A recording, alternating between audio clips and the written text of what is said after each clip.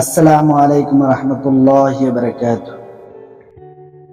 نصیحت کیجیے مگر شرمندہ نہ کیجیے، مقصد دستک دینا ہوتا ہے، دروازہ توڑنا نہیں۔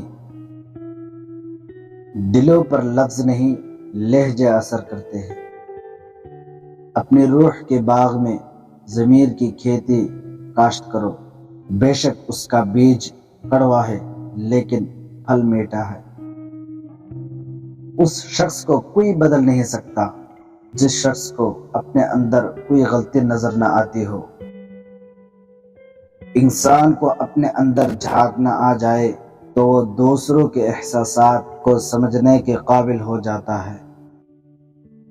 زبان کا وزن بہت ہی ہلکا ہوتا ہے مگر بہت کم لوگ ہی سنبھال پاتے ہیں۔ عقل چھوٹی ہو جائے تو زبان لمبی ہو جاتی ہے۔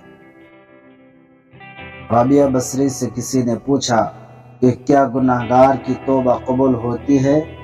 رابعہ بصری نے فرمایا، انسان اس وقت تک توبہ کر ہی نہیں سکتا جب تک اللہ توفیق نہ دے، اور جب توفیق مل جائے پھر قبولیت میں کوئی شک نہیں رہتا۔ دوسروں کو سمجھانا مشکل ہو جائے تو خود کو سمجھا لینا بہتر ہوتا ہے۔ اگر ان میں سے کوئی بھی بات آپ کو اچھی لگی تو ہمارے چینل کو ضرور سبسکرائب کرنا۔